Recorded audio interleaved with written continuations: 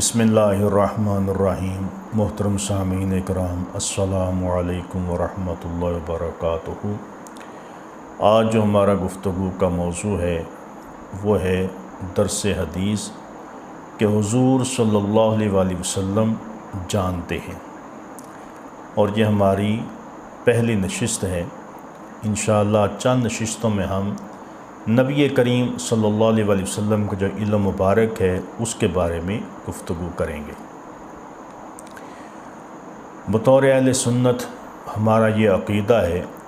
کہ نبی کریم صلی اللہ علیہ وآلہ وسلم کو اللہ تعالیٰ نے ساری کائنات کا علم عطا فرمایا ہے۔ جو کچھ ہو چکا ہے اس کا بھی علم آپ کو عطا فرمایا ہے، جو کچھ ہونے والا ہے قیامت تک اس کا بھی علم اللہ تعالیٰ نے اپنے محبوب علیہ الصلوۃ والسلام کو عطا فرمایا ہے۔ اور اللہ تعالیٰ کا جو علم ہے وہ ذاتی ہے، ابدی ہے، اور نبی کریم صلی اللہ علیہ وسلم کا علم جو ہے وہ عطائی ہے۔ اگر ہم اللہ تعالیٰ کے علم کی مثال جو ہے پانیوں کے سمندروں سے دیں کہ دنیا کے سمندروں کی مثل اللہ تعالیٰ کا علم ہے، تو نبی کریم صلی اللہ علیہ وسلم کا جو علم ہے وہ اللہ تعالیٰ کے علم کے مقابلے میں ایک قطرے کی حیثیت بھی نہیں رکھتا۔ تو یہ ہمارا جو عقیدہ ہے یہ قرآن کریم سے بھی ثابت ہے اور یہ احادیث مبارکہ سے بھی ثابت ہے، اور ہم نے اس سے پہلے بھی نبی کریم صلی اللہ علیہ وسلم کے علم کے اوپر قرآن پاک سے جو دلائل کلپ ہمارے موجود ہیں کہ علم مصطفیٰ، درس قرآن موضوع علم مصطفیٰ، اس میں ہم نے قرآن کریم سے دلائل دیے ہیں، قرآن پاک کی آیات پیش کیے ہیں جن سے نبی کریم صلی اللہ علیہ وسلم کے علم کا پتہ چلتا ہے۔ اور آج کا جو ہمارا درس حدیث ہے یہ نبی کریم صلی اللہ علیہ وسلم کے علم کے بارے میں ہے کہ حضور صلی اللہ علیہ وسلم جانتے ہیں، اور اسی پر آج ہم دلائل دیں گے، اور انشاءاللہ ہم کوشش کریں گے کہ ہماری یہ گفتگو جو ہے یہ عقیدے کے اوپر ہے، تو ہم اپنی ہر دلیل کا جواب جو ہے وہ حوالے کے ساتھ دیں، جو بھی دلیل پیش کریں گے اس کا ساتھ حوالہ بھی پیش کریں گے۔ تو سب سے پہلے جو حدیث مبارکہ آپ کے سامنے ہم پیش کریں گے، حضرت ثوبان رضی اللہ تعالیٰ عنہ سے روایت ہے کہ رسول اللہ صلی اللہ علیہ وآلہ وسلم نے ارشاد فرمایا، ان اللہ زوا لی الارض فرأیت مشارقہا و مغاربہا، اور جس کا ترجمہ یہ ہے کہ اللہ نے میرے لیے زمین کو لپیٹ دیا ہے اور میں نے اس کے مشارق اور مغارب کو دیکھ لیا ہے۔ تو یہ حدیث مبارکہ ابو داؤد شریف جلد نمبر 2 اور صفحہ نمبر 233، ترمذی شریف جلد نمبر 2 صفحہ 40، مسلم شریف جلد نمبر 2 صفحہ 390۔ اور دوسری حدیث مبارکہ عمر بن اخطب رضی اللہ تعالیٰ عنہ بیان کرتے ہیں کہ رسول اللہ صلی اللہ علیہ وآلہ وسلم نے ایک دن ہمیں فجر کی نماز پڑھائی اور ممبر پر جلوہ فروز ہو گئے اور ہمیں خطبہ دیا حتیٰ کہ ظہر کی نماز کا وقت آ گیا۔ آپ نیچے تشریف لائے، ظہر کی نماز پڑھائی، اور پھر آپ ممبر پر تشریف لے آئے، پھر آپ نے خطبہ دیا حتیٰ کہ عصر کی نماز کا وقت ہوا، تو آقا علیہ الصلوۃ والسلام نیچے تشریف لائے، آپ نے عصر کی نماز پڑھائی، پھر ممبر پر جلوہ فروز ہو گئے اور خطبہ دیتے رہے حتیٰ کہ مغرب کی نماز کا ٹائم ہو گیا۔ تو نبی کریم صلی اللہ علیہ وآلہ وسلم نے صبح سے لے کر مغرب کی اذان تک، مغرب کی نماز کے وقت تک ہمیں خطبہ ارشاد فرمایا فَأَخْبَرَنَا بِمَا كَانَ وَبِمَا هُوَ كَائِنٌ فَعَلَمْنَا احفظنا، کہ آپ نے ہمیں وہ تمام چیزیں بتا دیں جو ہو چکی تھیں اور جو ہونے والی تھیں، اور ہم میں زیادہ حافظ وہ تھا جس نے حضور کے اس خطبے کو زیادہ یاد رکھا۔ تو یہ حدیث مبارکہ مسلم شریف جلد نمبر 2 صفحہ 390، طبرانی کبیر جلد نمبر 17 صفحہ 128، مسند ابی یعلا جلد نمبر 12 صفحہ 239، مسند امام احمد جلد نمبر 5 صفحہ 341 پر موجود ہے۔ تو اب اس حدیث مبارکہ میں یہ واضح ہو چکا، پہلی حدیث مبارکہ میں تھا کہ آقا علیہ السلام فرمایا کہ میں نے زمین کے مشرق و مغربوں کو دیکھ لیا ہے۔ اور پھر دوسری روایت میں فرمایا کہ نبی کریم صلی اللہ علیہ وسلم نے ہمیں فجر کی نماز سے لے کر مغرب کی نماز کے درمیان میں جو کچھ ہو چکا تھا اور جو کچھ قیامت تک ہونے والا تھا سب کا ہمیں علم عطا فرما دیا۔ ہم میں سب سے زیادہ عالم وہ صحابی تھا جس نے حضور کا یہ خطبہ زیادہ یاد رکھا۔ تو پتہ چلا کہ نبی کریم صلی اللہ علیہ وسلم کو اللہ تعالیٰ نے کائنات کا علم عطا فرمایا ہے کہ جو کچھ ہو چکا وہ بھی آپ کو علم عطا فرمایا، جو ہونے والا ہے قیامت تک وہ بھی آپ کو علم عطا فرمایا۔ حضرت حذیفہ رضی اللہ تعالیٰ عنہ روایت کرتے ہیں کہ قام فینا رسول اللہ صلی اللہ علیہ وآلہ وسلم مقاماً ما ترک شیئا یکون فی مقامہ الی قیام الساعۃ الا حدث بہ۔ ایک مرتبہ رسول اللہ صلی اللہ علیہ وآلہ وسلم ہمارے سامنے کھڑے ہوئے اور آپ نے اس وقت سے لے کر قیامت تک تمام چیزوں کا بیان فرما دیا۔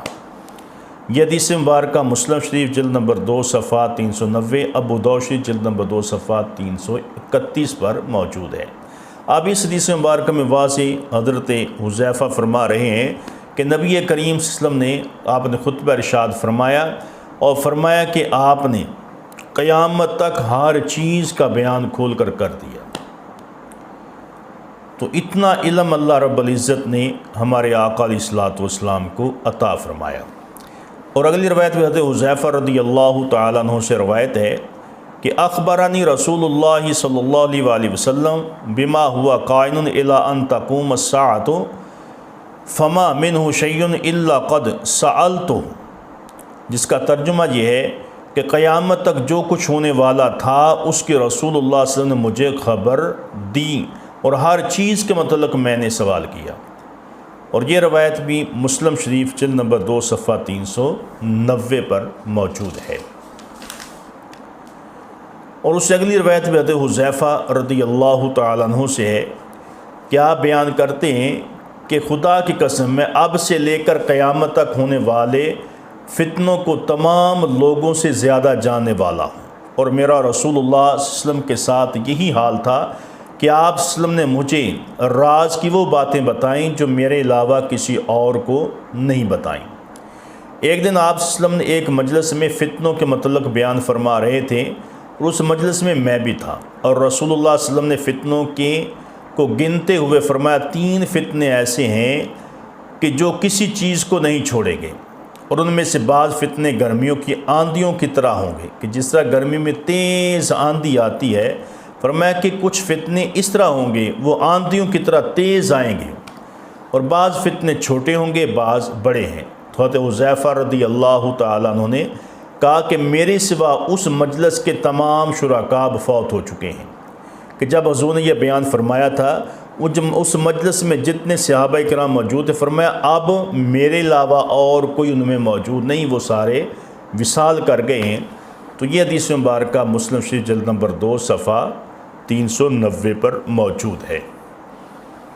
حضرت سیدہ ام عائشہ صدیقہ رضی اللہ تعالیٰ فرماتی ہیں کہ میں نے رسول اللہ صلی اللہ علیہ وآلہ وسلم کے فرماتے ہوئے سنا ہے کہ اس دن اور رات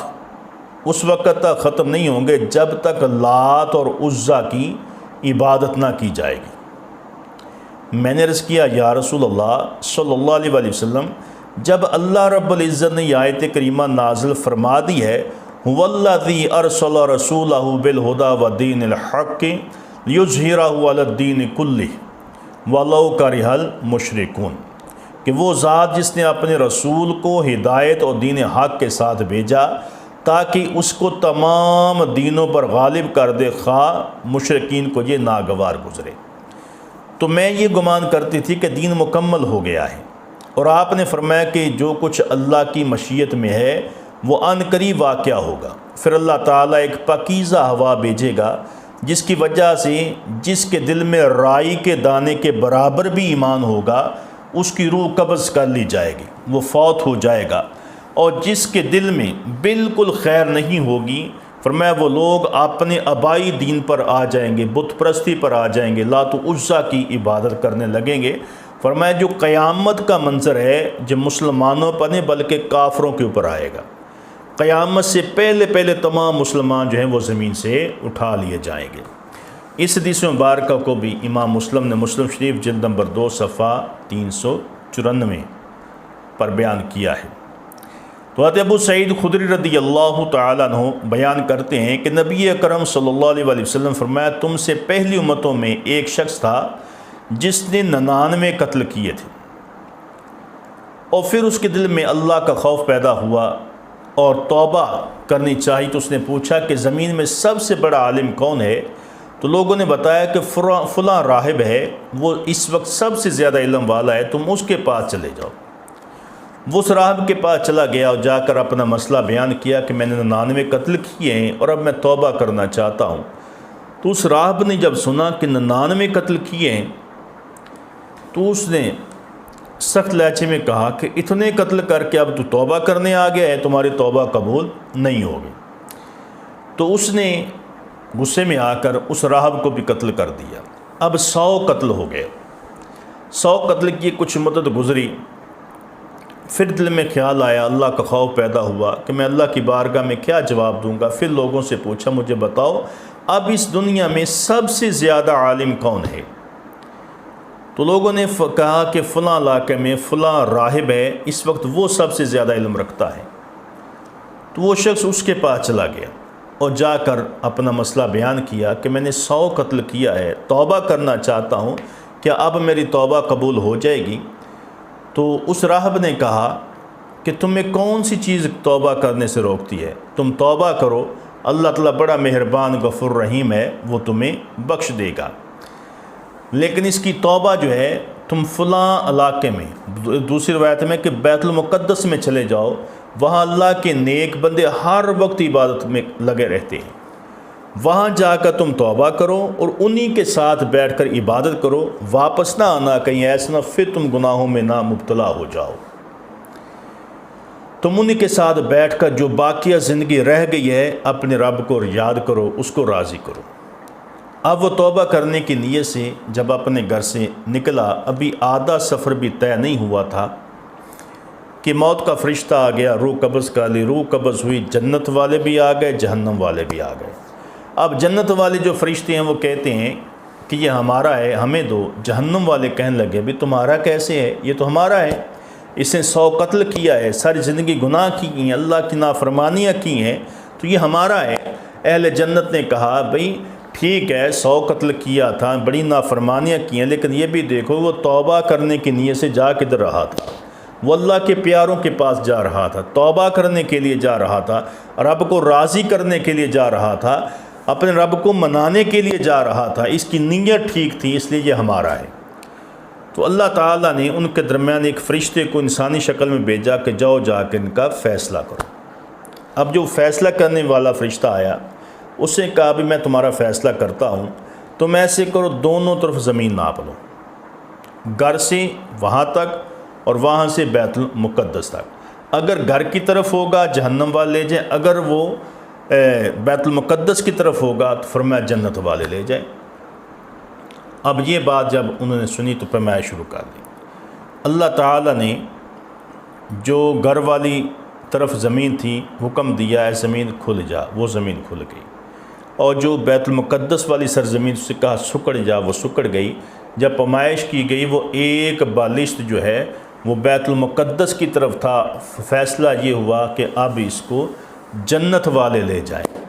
تو وہ فرشتے جو اہل جہنم سے والے جو تھے انہوں نے عرض کی یا اللہ یہ معاملہ کیا ہے؟ فرمایا یہ میرے بندے کا معاملہ ہے، وہ توبہ کرنے کی نیت سے آ رہا تھا، جا رہا تھا اور میرے پیاروں کی طرف جا رہا تھا، میں نے اس کی اس نیت کی پر اس کے 100 قتل بھی معاف کر دیے، اس کی زندگی گناہ بھی معاف کر دیے، میں نے اس کو جنت عطا فرما دی۔ اور ایک روایت میں کہ میں نے جنت میں اس کا جو نکاح ہے وہ 70 حوروں سے کر دیا ہے۔ تو اس حدیث مبارکہ کو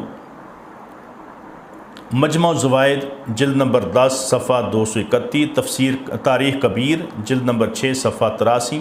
مسند امام احمد جلد نمبر 3 صفحہ 20، ابن ماجہ شریف جلد صفحہ نمبر 188، مسلم شریف جلد نمبر 2 صفحہ جو 59، تو ان تمام کتابوں میں یہ حدیث مبارکہ موجود ہے۔ اب اس حدیث مبارکہ میں بھی نبی کریم صلی اللہ علیہ وآلہ وسلم نے بنی اسرائیل کے ایک شخص کا واقعہ بیان کیا کہ اس نے کتنے قتل کیے، وہ کس طرح اس کی توبہ قبول ہوئی، کس طرح اس نے سفر کیا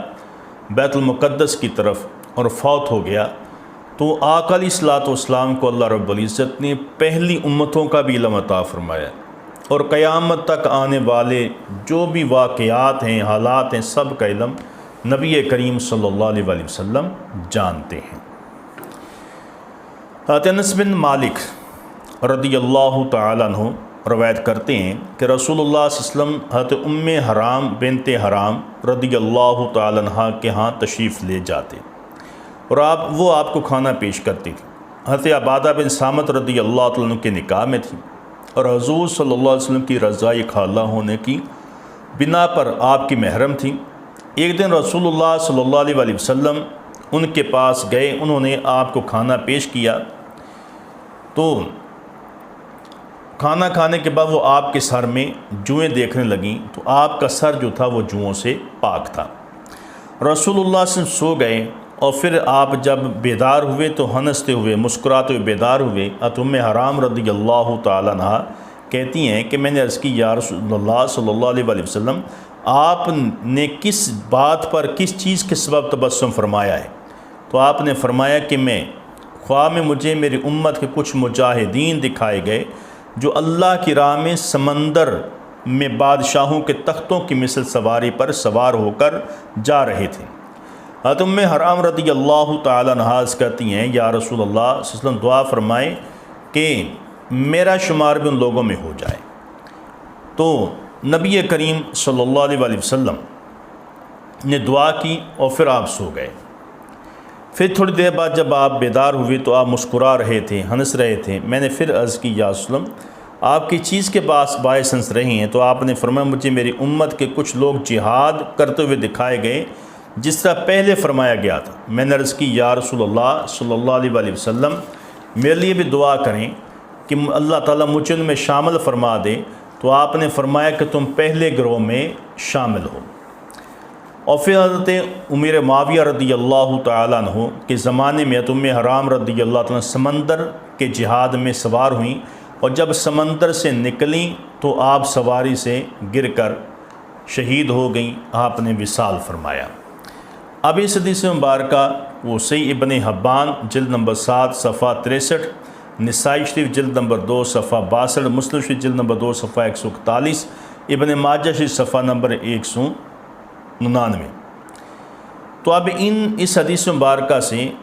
یہ معلوم ہوتا ہے کہ آپ نبی کریم صلی اللہ علیہ وسلم کے بعد آپ کی امت باقی رہے گی، اور آپ کی امت کی وہ عزت اور اقتدار حاصل ہوگا۔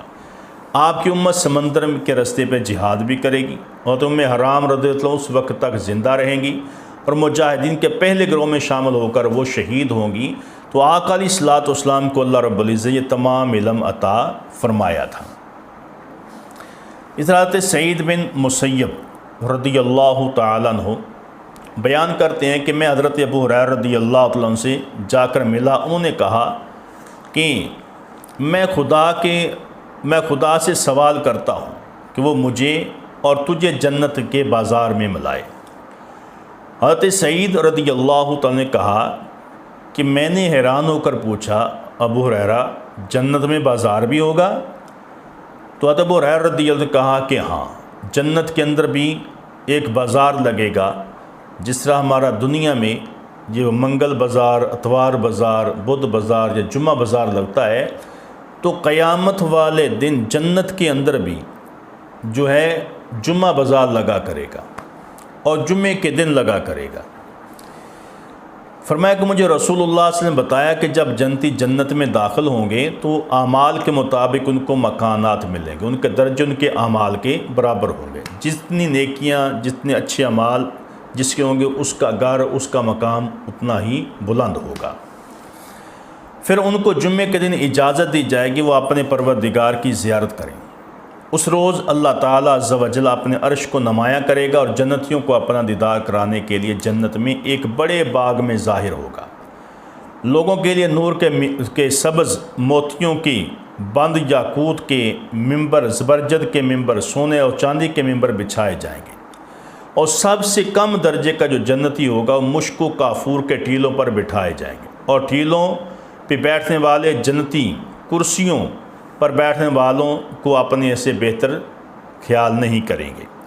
حضرت ابو ہریرہ رضی اللہ تعالیٰ عنہ بیان کرتے، میں نے عرض کی یا رسول اللہ صلی اللہ علیہ وسلم، کیا ہم اپنے پروردگار کو دیکھیں گے؟ فرمایا ہاں، جس طرح تم سورج کو دیکھتے ہو، سورج چمکتا ہے اس کو دیکھتے ہو، فرمایا کہ جس طرح تم 14ویں رات کے چاند کو دیکھتے ہو اس طرح تم اپنے رب کا دیدار کرو گے۔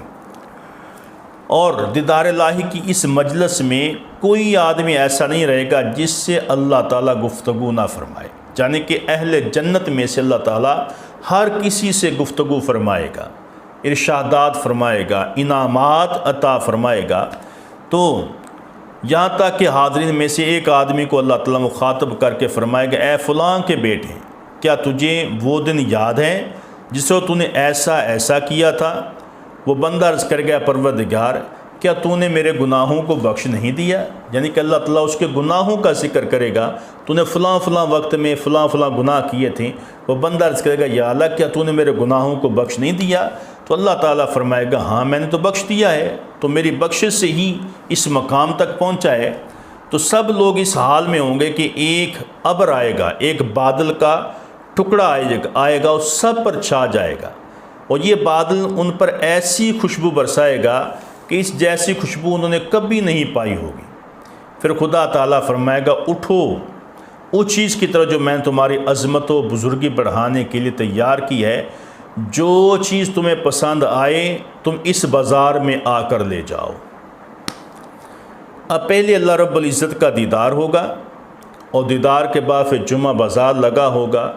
اس سے جو چیز جس جنتی کو پسند ہوگی وہ اس کو لے لے گا۔ اور پھر فرمایا، پھر ہم ایک بازار میں آئیں گے جس کو فرشتوں نے گھیرا ہوا ہوگا، اس بازار میں وہ چیزیں نظر آئیں گی جن کی مانند نہ آنکھ نے کبھی دیکھا، نہ کانوں نے کبھی سنا، اور نہ کبھی دل نے ایسی چیز کا خیال پیدا ہوا۔ اور فرمایا کہ پھر اللہ تعالیٰ فرمائے گا کہ جو چیز تمہیں پسند آتی ہے وہ تم لے جاؤ۔ اور ایک روایت میں نے یوں پڑھا ہے کہ جب وہ اہل جنت اس بازار میں، جمعہ بازار میں جا کر کوئی چیز پسند کریں گے، فرشتے کھڑے ہوں گے، تو فرشتے پوچھیں گے کہ یہ کتنے کی ہے؟ تو فرشتے کہیں گے اس کی قیمت یہ ہے کہ تم 10 مرتبہ نبی کریم صلی اللہ علیہ وسلم پر درود و سلام پڑھ لو، اس کی قیمت ادا ہو جائے گی، تم لے جاؤ۔ تو جنت میں بھی اہل جنت نبی کریم صلی اللہ علیہ وسلم کی پر درود و سلام پڑھ کے جو ہے برکتیں حاصل کریں گے۔ اور پھر نبی کریم صلی اللہ علیہ وسلم نے ارشاد فرمایا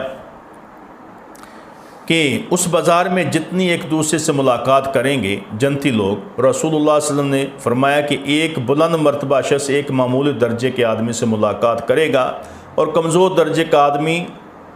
جنتیوں میں معمولی اور ذلیل خیال نہ کیا جائے گا، کہ جو اعلیٰ قسم کا لباس پہنے گا اسے پسند آئے گا، اچھا معلوم ہوگا، وہی لباس اس کے جسم پر آ جائے گا۔ اور پھر فرمایا کہ جنت میں کوئی غمگین نہیں ہوگا، سارے خوش ہوں گے، جنت میں کوئی کسی سے حسد نہیں کرے گا، جنت میں کوئی کسی سے جھوٹ نہیں بولے گا،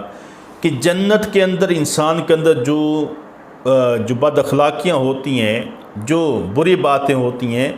ہر انسان جو اہل جنت سے ہے اس میں سے یہ ساری چیزیں ختم ہو جائیں گی،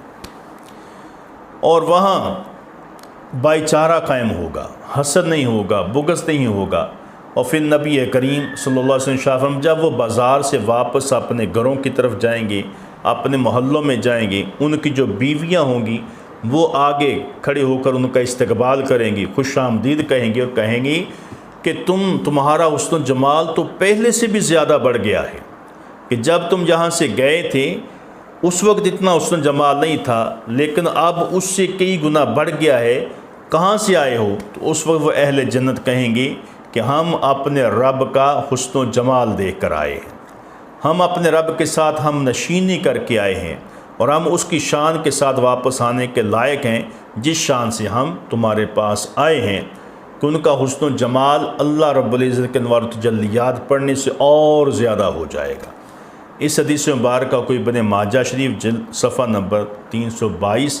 ترمذی شریف جلد نمبر 2 صفحہ 89 کے اوپر تحریر کیا گیا ہے۔ اور اس حدیث مبارکہ سے معلوم ہوتا ہے کہ جنت میں اللہ رب العزت کا دیدار اہل جنت کو ایسے ہوگا کہ کوئی شک و شبہ نہیں ہوگا۔ اہل جنت سونے، چاندی، یاقوت اور زبرجد کے موتیوں کے ممبروں پر بیٹھ کر اللہ تعالیٰ کا دیدار کریں گے، اور اہل جنت کے لیے ایک بازار سجایا جائے گا جس میں وہ چیزیں ہوں گی جو کہ نہ کسی آنکھ نے دیکھی ہیں، نہ کسی کان نے سنی ہیں، نہ دل میں کبھی ان ایسی چیزوں کا خیال آیا ہوگا۔ اور پھر اللہ تعالیٰ عز و جل کا دیدار کرنے کے بعد اہل جنت کے حسن و جمال میں اضافہ ہوگا۔ جنت میں ایک بادل جو ہے وہ خوشبو برسائے گا، خدا تعالیٰ ہر جنتی سے کلام فرمائے گا۔ تو یہ ساری چیزیں جو ہیں یہ غیب کی ہیں، غیب سے تعلق رکھتی ہیں۔ تو نبی کریم صلی اللہ علیہ وسلم کو اللہ رب العزت نے بے پناہ علم عطا فرمایا، اور جو حدیثیں میں نے آپ کے سامنے پیش کی ان سے یہ واضح طور پر معلوم ہوتا ہے کہ اللہ رب العزت نے نبی کریم صلی اللہ علیہ وسلم کو ساری کائنات کا علم عطا فرمایا۔ جو کچھ ہو چکا ہے کائنات کی ابتدا سے لے کر آج تک اور قیامت تک، اللہ رب العزت نے سب کا علم حضور کو عطا فرما دیا ہے۔ بلکہ قیامت کے بعد کیا ہوگا، جنت میں کیا ہوگا، جہنم میں کیا ہوگا، یہ سارا علم نبی کریم صلی اللہ علیہ وسلم کو اللہ رب العزت نے عطا فرمایا ہے۔ تو سامعین کرام، یہ وہ چند دلائل تھے جو ہم نے آپ کے سامنے پیش کیے کہ نبی کریم صلی اللہ علیہ وسلم جانتے ہیں، آپ کو علم اللہ رب العزت نے سب لوگوں سے زیادہ عطا فرمایا ہے۔ انشاءاللہ اگلی گفتگو ہم دوسری نشست میں آگے کریں گے۔ اللہ تعالی ہم سب کو بہتر عمل کرنے